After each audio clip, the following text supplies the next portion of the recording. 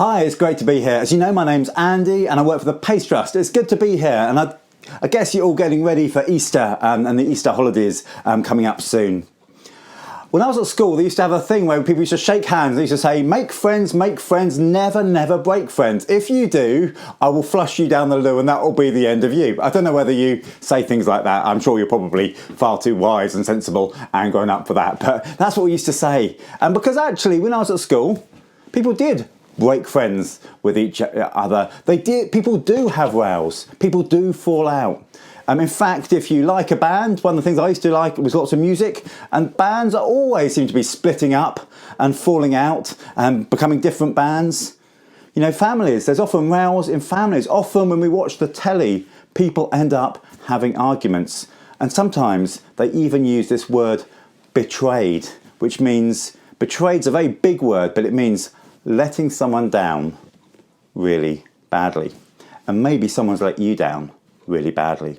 Or maybe you've done something you think, I really wish I hadn't done that. I let them down badly. The word sometimes is betrayed. We all make mistakes. And sometimes people do nasty things to us. So sometimes we can betray people and sometimes we get betrayed. And that's really tough. Jesus knew what it was like to be betrayed. In fact, he had two of his friends really badly let him down in the Easter story. The first one, a guy called Judas, who was one of his 12 disciples, who hung out with him, who had been with him for 3 years, who Jesus washed his feet at the Last Supper and gave him communion, gave him bread and wine, and he was there for all of it. And he decided that although he'd follow Jesus, the high priest, the leaders of the temple, offered him money to go sell Jesus out, to let him down, to tell the guards where they could arrest him and let him down.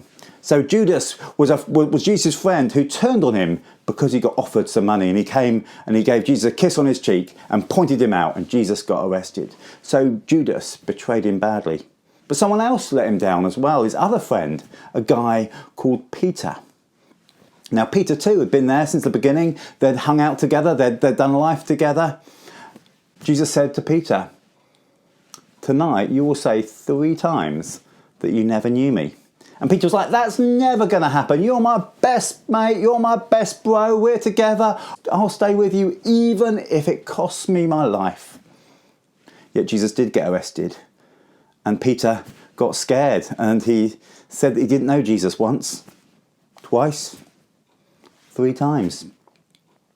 Both guys let Jesus down badly.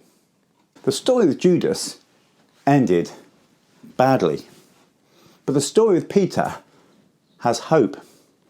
After Jesus came back from the dead, when Jesus rose again, him and Peter were able to talk on the beach. And Jesus asked Peter whether he loved him. And Peter said, yes, you know that I love you. And in fact, he said it 3 times, each for one of the times that Peter had denied him. And Jesus gave Peter another chance. And what's more, Peter was a faithful friend to Jesus and a faithful follower of Jesus right up until the end of his life. He made a big mistake, but actually he overcame his big mistake and became a really faithful follower and friend of Jesus.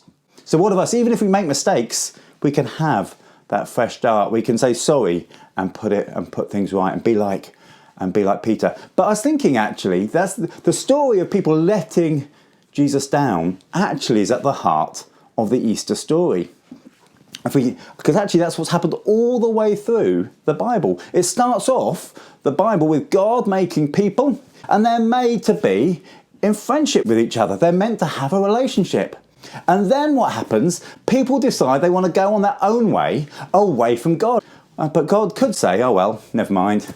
It's not my problem. But what God does is he comes around and he meets us in the place where we've messed up, just like Jesus met Peter when he'd messed up on the beach after Jesus had risen from the dead.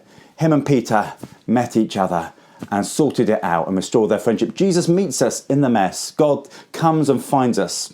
And even if we turn away again and again, God keeps on meeting us. He keeps on coming round to encountering us again and again. And we have a choice whether we say, I'm going to turn away from you, or I'm going to stay as your friend. God is always wanting to be our friend. The question is whether or not we want to turn to him or away from him. Should we have a prayer to finish? Lord, thank you that you know what it's like to feel betrayed. Help us when we feel let down and upset. And thank you too that even though people get it wrong sometimes, we let you down sometimes, thank you that you are always wanting to be our friend again and to give us another chance and to become friends with you again. Help us to be like Peter, to be a faithful friend in all that we do. Help us to see you afresh this Easter, and as we think of the story again of you dying and you rising again, help it to make more sense to us and realise just how amazing it is. We ask this in your name. Amen.